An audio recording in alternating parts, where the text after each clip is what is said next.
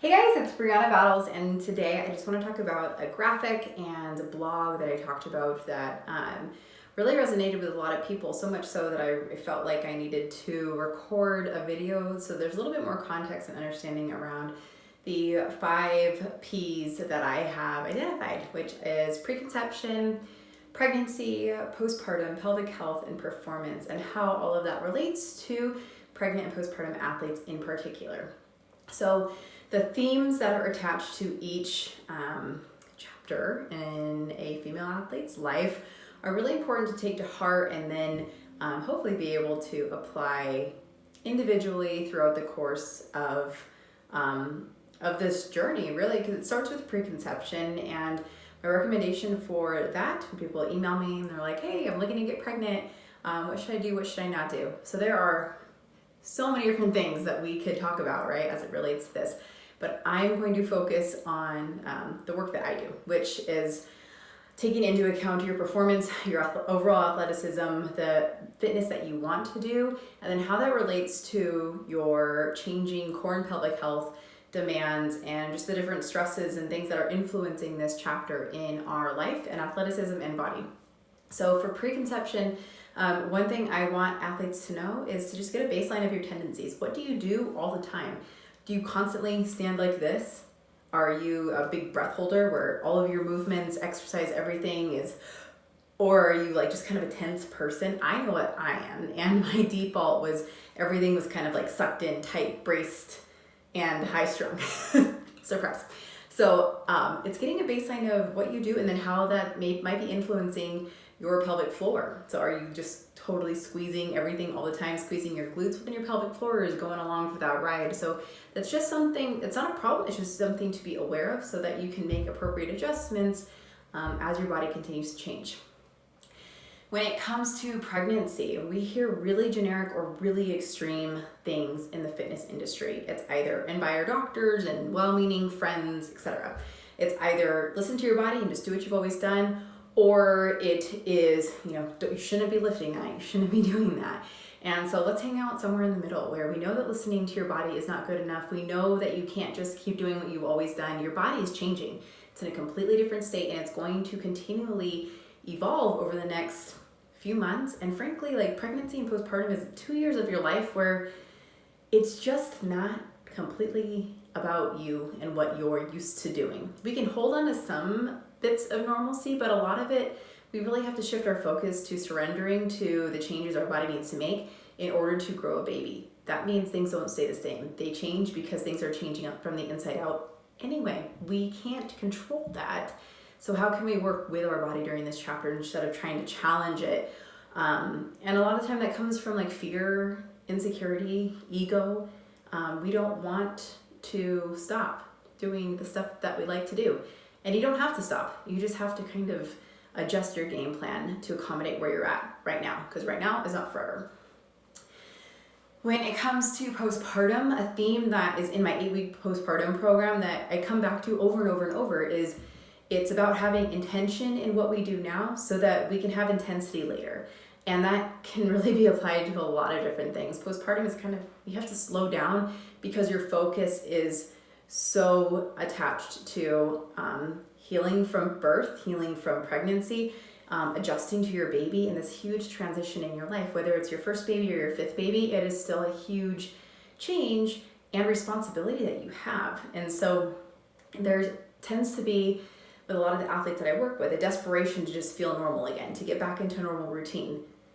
But I get it, but we can't really do that, and we won't do it well without something being sacrificed, stressed, just excess pressure. So whether it's we're mentally not ready, even we think we are, or maybe we're physically not ready and we're trying to really just get back into the swing of things. I just want to go on a 3-mile run. I just want to do this. I just want to do that.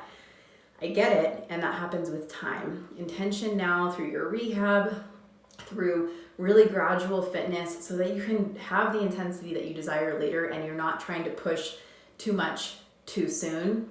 A quote that came up somewhere that I said recently was, your brain might be ready, but your body is not. And so really being able to distinguish between listening to your body right now might be different than any other time in your life. So all things pelvic health. So pelvic health and your abdominal wall, all of that is connected. It's the same system. So if you're concerned about a diastasis, it's the same family as your pelvic floor, and any symptoms that you might be having, a lot of it is related, and how we rehab and manage our core and pelvic health is also very connected, very related. So a diastasis is totally normal to have during pregnancy. You should have a diastasis during pregnancy and postpartum. And you should give your body some time to adjust and find its new normal. Your core and pelvic health is really just about what is your current homeostasis, and right now is not forever. So what do we need to do in the trenches of early, maybe where you're symptomatic, if you feel like you need to pee all the time, or if you sneeze and you're peeing, or maybe you're feeling some prolapse symptoms where you feel like something's falling out of your vagina and you're like, what is this? And something is not right. Something is not normal down there. That's something to be mindful of. That's not something to just disregard and, just try to push through and get back to your life. Take the time to get help for yourself. I know for many of us, it's like if our baby needs something, we'll figure it out. We'll make it happen. We'll get to that lactation consultant. We'll get to the pediatrician. We'll get to that baby wearing class or whatever. But when it comes to our own body, it's really easy to just sweep it under the rug and say, like, it's fine, it's normal, it's part of this or that. And then next thing 2 years later, you're sending me an email. I don't want that. I want you guys to have some information and context right now so that you know that there is so much you can do in the trenches of early postpartum, or maybe you're like 30 years postpartum and you're like, I'm still having some weird symptoms with my vagina and what's going on?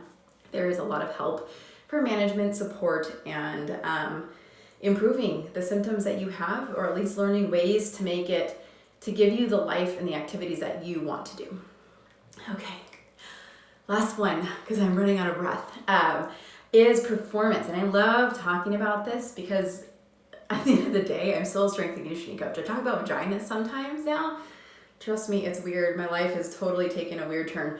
But I love talking about performance because at the end of the day, performance and what you do and what you want to, like what drives your decisions, a lot of it is based on what you can physically do and what you identify as. You identify as an athlete, or even if you don't identify as an athlete, if you want to exercise, you want to go to your Zumba class 3 days a week, or you want to go to CrossFit, or you want to lift, or you want to do yoga, whatever it might be. You are an athlete. You're moving your body in the way that feels good to you, that is healthy, and really grounded in fitness.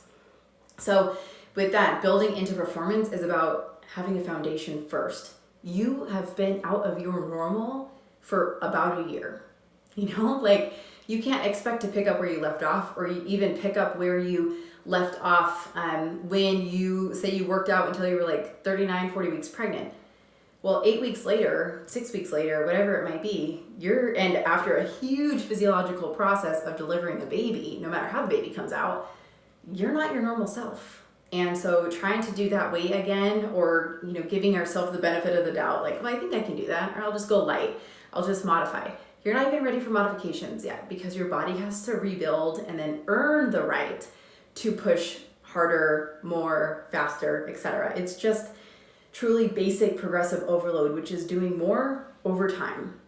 This is not a crazy principle. This is how every single program is designed when working with people in strength and conditioning settings. If we want to get you better at something, think about Olympic lifting. You start with a PVC pipe and you have to get really good at that bar path until you're getting an empty barbell. And it's not because you're not strong enough. It's just you have to earn your right to walk that line to being able to do more when your body and your brain and your life is ready for more intensity.